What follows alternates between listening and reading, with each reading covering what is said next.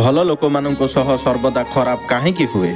गीतारे श्रीकृष्ण अर्जुन को यार उत्तर दे लोक मानक से कर्मर फल सर्वदा मिलता है। आपण मैंने निश्चय अनुभव करेंगे जे जो मैंने भल कर्म करती से सब बेले दुख कष्ट और असुविधा रुहति, किंतु जो मैंने खराब कर्म करती से खुशी रे रुहति। भल कर्म करने लोक चिंतित रुहति कहीं से ही एथे दुख कष्ट भोगवा पड़ुछि। जेबे कि जी अन्याय अधर्म पथरे चलुछंती से बहुत खुशी रे रही जीवन को उपभोग करुछंती। जदि यही प्रश्न आपणक मनरे मध्य आसुछि तेबे आज मु आपणकर यार उत्तर देवी। यही उत्तर जहाँ गीतारे लेखा होइछि एवं श्रीकृष्ण अर्जुन को कहिसंती। भागवत गीतारे वर्णित कहानी अनुसार जेतेबेले भी अर्जुनक मन कौनसी द्वंद्व थाए से श्रीकृष्ण निकट को आसती। एकदा अर्जुन भगवान कृष्ण निकट को आसी कहले जे से द्वंद्व अछंती एवं से भगवान कृष्ण उत्तर चाहूंती। प्रश्न कौन बोली श्रीकृष्ण पचारि अर्जुन कहउछंती मु जानिबाकु चाहे भल लोक मानक सहित ही सब बेले खराब जिनस काहेकि घटे जेबे कि खराब लोक माने सब बेले खुशी रे रहो। अर्जुन मुखरु एपरि शब्द शुणी श्रीकृष्ण हसिले एवं कहिले मनुष्य जेभଳି भावंती एवं अनुभव करती सेभଳି किछि हुए नाही, परम अज्ञान हेतु से सत्य को बुझा असमर्थ अटंती। जदिओ अर्जुन श्रीकृष्ण जहाँ कहले ताहा बुझी पारिले नहीं। यह पर श्रीकृष्ण अर्जुन को कहले पार्थ मु तुमको एक कहानी कहूची।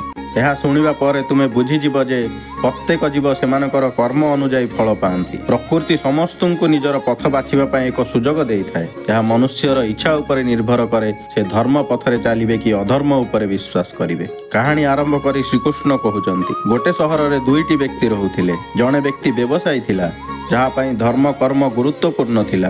से पूजा पाठ रे विश्वास करुथिला। से प्रतिदिन मंदिर जाउथिला एवं दान दक्षिणा मध्य करुथिला। प्रत्येक दिन भगवान को उपासना करुथिला। किंतु अन्य व्यक्ति जनक यार संपूर्ण विपरीत थिला।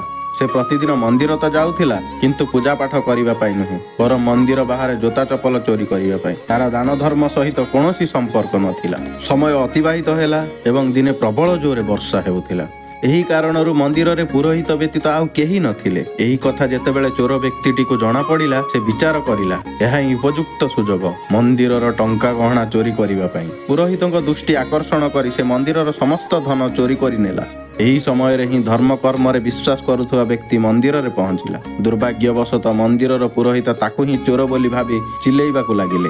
लोक माने सेठारे एकत्रित होई ताकू बहुत मारिबाकू लागिले। कोनोसी प्रकार से खसी पळाइबाकू सफल हेला, किंतु दुर्भाग्य ताकू सेठारे मध्य छाडी नथिला। मंदिर बाहर ताकू एक गाड़ी धक्का देई आहत करिदेला। तथापि व्यवसायीटी कष्टे मष्टे घर को जीवाकू लागिला। सेही रास्ता रे गला बेले मंदिर रु टंका चोरी करिथिबा व्यक्ति को भेटिला।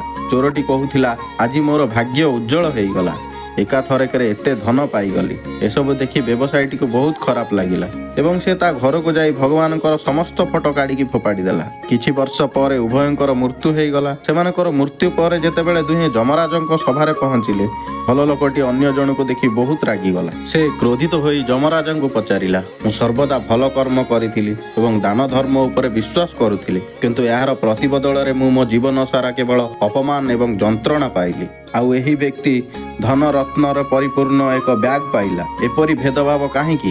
एहा उपरे जमराज कहिले पुओ तुमे भूल बुझुच।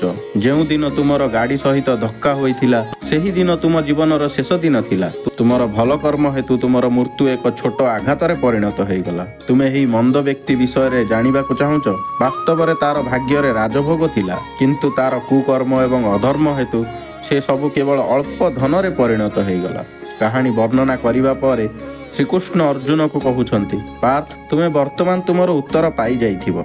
भगवान तुमर कर्म को अणदेखा करुचंती बोली भाबिबा एहा आदम सत्य नुहे। भगवान आमको केबे कौन केउ रूप रे देउछंती मनीष बुझी पारे नाही, किंतु जदि तुमे भल कर्म करुछ तेबे ईश्वरंकर कृपा सर्वदा तुम उपरे रही थाए।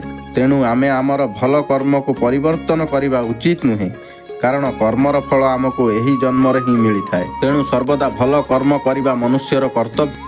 कारण श्रीकृष्ण गीतारे कहिछंती कि कहा द्वारा करा जाइथिबा कर्म केबे नष्ट हुए नहीं, ता भल हेउ कि खराब। वीडियोटी भल लागिथिले लाइक करिवे, कमेंट रे जय श्रीकृष्ण लिखिवे, चैनल को सब्सक्राइब करिदेवे।